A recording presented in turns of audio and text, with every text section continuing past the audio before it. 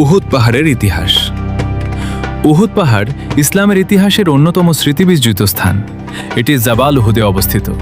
এই পাহাড়ের পাদদেশেই ইসলামের অন্যতম গুরুত্বপূর্ণ যুদ্ধ উহুদের যুদ্ধ সংঘটিত হয়। রাসূল সাল্লাল্লাহু আলাইহি ওয়াসাল্লাম উহুদ পাহাড় সম্পর্কে বলেছেন, উহুদ এমন একটি পাহাড় যা আমাদের ভালোবাসে এবং আমরাও তাকে ভালোবাসি। যুদ্ধ সংঘটিত হয় ৩ হিজরির শাওয়াল মাসে।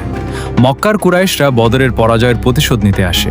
তাদের সৈন্য ছিল প্রায় ৩,০০০ জন, মুসলিম বাহিনী ছিল প্রায় ৭০০ জন।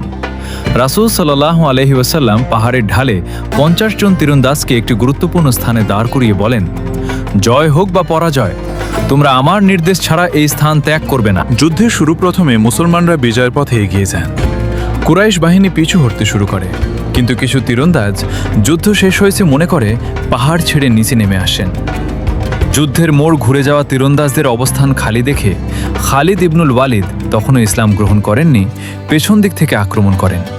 এর ফলে মুসলিম বাহিনীর মধ্যে বিশৃঙ্খলা সৃষ্টি হয়। রাসূল সাল্লাল্লাহু আলাইহি ওয়াসাল্লাম আহত হন। রাসূল সাল্লাল্লাহু আলাইহি ওয়াসাল্লামের দাঁত শহীদ হয়, মুখমণ্ডল রক্তাক্ত হয়, মাথার বর্ম ভেঙে যায়।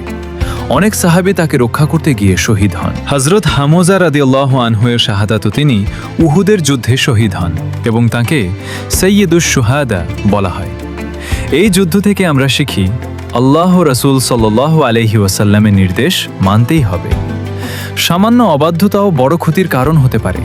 বিপদের সময় ধৈর্য ধরতে হবে।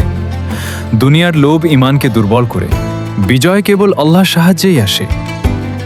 বর্তমানে উহুদ পাহাড়ে প্রতি বছর লাখো মুসল্লি ও দর্শনার্থী যান। পাশেই উহুদের শহীদদের কবরস্থান অবস্থিত, যেখানে হযরত হামজা রাদিয়াল্লাহু আনহু সহ বহু সাহাবী সমাহিত আছেন।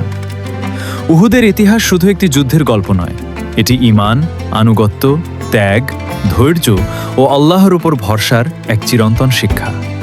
আল্লাহ আমাদের উহুদের শিক্ষা থেকে আমল করার তৌফিক দান করুন। আমিন।